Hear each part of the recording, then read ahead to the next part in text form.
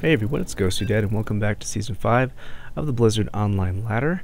Be casting this game live. Ooh, looks like I'll be playing against EmeraldLight 1 versus 1 on the 2-player map Xel'Naga Caverns.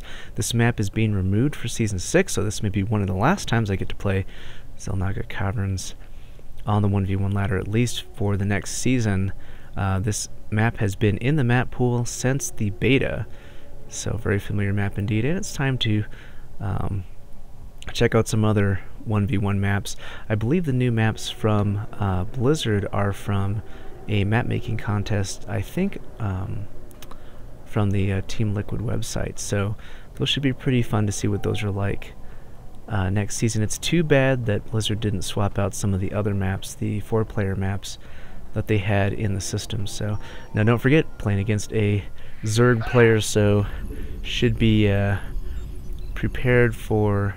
Ooh, looks like we're waiting on my opponent, EmeraldLight. So don't forget, the drone rush is a possibility down here in Bronze League, although there are quite a few players that do try to do the drone rush in other leagues, so I'll be kind of looking out for that now.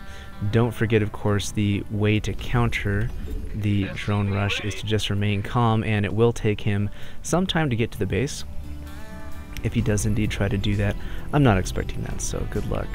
Have fun to my opponent. And I had thought about maybe telling him, by the way, I'm casting this live for my blog. Not sure if I'm going to do that, but well, yeah, sure. Let's see. Get this SCV rolling now. Don't forget, I'm going to be trying to focus on economy and production, which will be helpful in a macro game against a Zerg player. But you know, the main idea is I'm going to just try not to be supply blocked, try to keep the units pumping out of the production structures. Not sure I really wanted to start producing that SCV there, but that is a-okay. Going to be building my barracks at the front, get that going right away, and I'm really not sure if it's even worth putting down a supply depot to wall off here. Although right now I'm cutting SCVs to get out this second barracks faster, so almost surprised that my opponent hasn't tried to scout me out yet, but that is not a big deal. Now is kind of the point where there's kind of a lull in the activity as we are just continuing to build units and waiting for some of these barracks to finish building, so I guess here'd be the chance to tell him that I'm casting live. Hi, I'm casting this live for my blog, smiley face. Alright, let's get some refineries going down.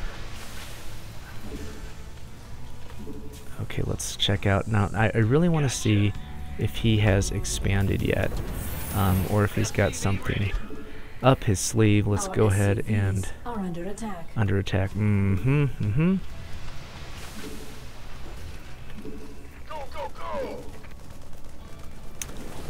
I see that couple of SCV. Alright, this is going to be interesting. Okay, let's take a couple of these guys off the line, put them on auto repair, and let's get that going. A couple of Marines being built right away. Gonna try to keep that. That is awesome. Apparently I've held off an early attack.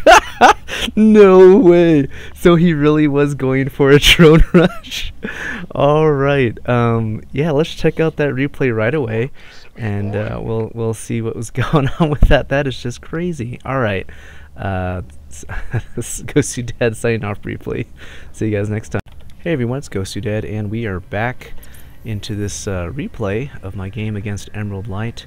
Had a friendly chat with him afterwards. We'll be putting that screenshot up shortly. Hello. Okay. Huzzah. It's funny when you're doing post-production on this. So, taking just a quick look at this game, was a very fast game against EmeraldLight. He had decided to do some cheese at the beginning, so looking at how he decides to approach this, he's playing Zerg once again on that 1 versus 1 map on Xel'Naga Caverns. Now he did go for a straight drone rush here. He did go for a spawning pool. Now that was a spawning pool off of wow. So he basically did a spawning pool off of 5. So you can see that it does put him at a significant disadvantage income-wise. We'll pop up that income tab. So he is at a significant disadvantage income-wise, but the advantage is that he will be able to pump out a bunch of Zerglings at the beginning fairly quickly, hoping to catch me off guard with a wall that is not intact, or a wall that's not intact with very few defenses. So that's actually, as much as it feels like a cheese, it's actually a fairly risky move on his part. This will completely rely on his ability, and wow, look at that, look at that timing. So the spawning pool finishes right as this Overlord pops out, and he's able to get these Zerglings training right away. So he's training 6 Zerglings here, so he will have a significant army advantage if he's able to make it to my base in time. And you can see he's routing, I'm assuming that's the Zerglings over. So, oh, he's routing 4 drones over. So bringing 4 drones plus 4 Zerglings, 6 Zerglings here. So, and right as he's sending those over, I'm saying, hey, I'm casting this for my blog.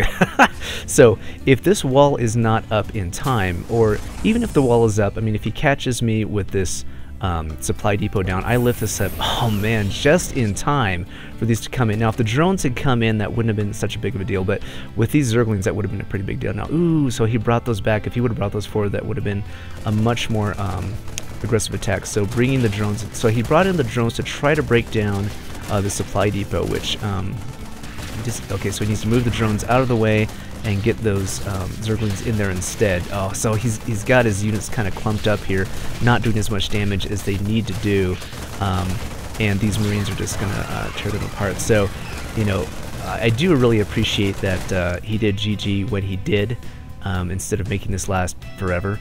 But it is really just kind of hilarious that right as I decided to say, you know, I'm done, or I'm going to be casting this live, he was sending his units out for that first attack. Now, it's one thing to note here is, had I not brought out the SCVs to repair, and had this not been finished the way it was, he could have actually gotten in and done quite a bit of damage, and even completely taken me out of the game. With that much early aggression, with 4 drones and 6 Zerglings. Now, he did split up his Zerglings, which that was kind of a shame, but had he brought all 6 Zerglings up... Now, the other thing is that there's actually a fair amount of surface area available at the supply depot, so he actually could have done a fairly good amount of damage breaking down the supply depot. Now, I did have some slightly delayed Marines, but, you know, one Marine trying to stop 6 Zerglings from coming in the base, even with a supply depot up, even with a wall, especially if I'm not willing to take my SCVs off to try to repair that wall as he's attacking it down, he would have come in, and that cheese actually would have worked. So this is one aspect of the cheese. You know, nobody cheeses with the expectation of losing. There is a possibility to win, but it's just really risky. And if it doesn't pull off, then you were severely behind. And as you can see in the supply count, even before the drones and the Zerglings were killed, he was at a complete disadvantage with that supply. Now, he did... I was surprised he did attack extremely. He went for that spawning pool off of his first set of drones. A lot of players, that's basically 6 pool. You know, some players will go up to about 10 before they put down the spawning pool, but that is standard, I suppose. So, with this game not being standard whatsoever.